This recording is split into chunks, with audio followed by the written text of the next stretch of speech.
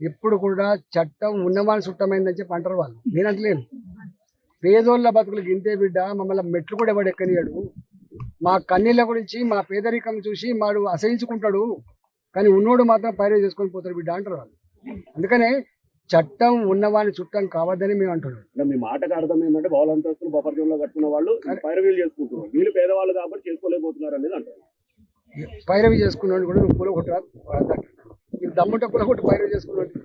నేను అంటున్న వల్ల పేదవాళ్ళు 40-50 గజాలు వాక్ సాగర్ చెరువు ఉంది. 632 మందికి ఆనాటి ప్రభుత్వం పట్టా ఇచ్చింది, ప్రభుత్వం ఇచ్చింది, కట్టుకున్నారు వాళ్ళు.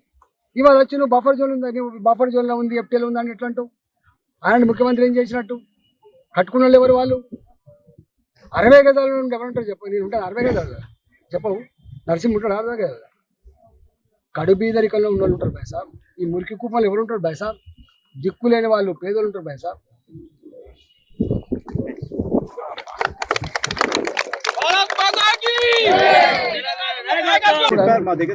ఒక మాట చెప్తా, అసలు జనరల్ గా మీకు కొన్ని సెంటిమెంట్స్ ఉంటాయి ఊళ్ళల్లో.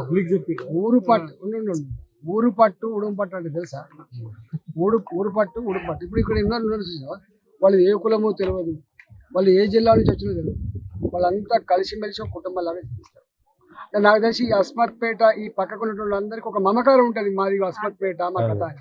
వాటి పుట్ట మీద ప్రేమ ఉంటుంది, నీకు తెలుసో తెలియదు. ఒక చెట్టు మీద ప్రేమ ఉంటుందండి మనిషికి, అనుబంధం ఉంటుంది. నువ్వు అనబడితే వీటి అక్కడ దమ్ముందా? లేని వాళ్ళకే పేదలకే గూడు కట్టించే దిక్కు లేదు. ఇవాళ గిన్ని ఇళ్ళు కూల్ చేసి వాళ్ళకి ఇల్లు కట్టించే దమ్ముందా అండి ప్రభుత్వానికి? ఉందా చెప్పండి. నేను కూడా మంత్రిగా పనిచేసిన, ఆర్థిక మంత్రిగా పనిచేసిన. ఈ రాష్ట్ర ఆర్థిక వ్యవస్థ నాకు తెలుసు. జీతాలు ఇచ్చే పరిస్థితి లేదు.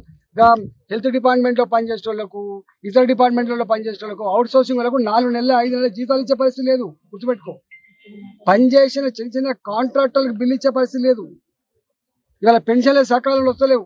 నువ్వు మాట్లాడేవాడికి వాళ్ళకు ప్రత్యామ్నాయం చూపించే దమ్ముందా ఈ ప్రభుత్వానికి? ఎన్ని వేల ఇల్లు కూడా కొడతావు? ఎంతమందిని డిస్ప్లేస్ చేస్తావు చెప్పండి. ఇవాళ నేను ఏదో చూసిన వార్త, మూసీ నది పక్క పంటి 25,000 కుటుంబాలను డిస్ప్లేస్మెంట్ కట్టమని చెప్పి ఫస్ట్ 25,000 మంది కట్టేయమని చెప్పండి ఫస్ట్. కొన్ని లక్షల కుటుంబాలు ఉంటాయి ఇట్లా, ఒక్క దగ్గర కాదు, లక్షల కుటుంబాలు ఉంటాయి ఇక్కడ. అసలైన తొలి వెలుగు. ఫాలో వాట్సాప్ @తొలి వెలుగు official.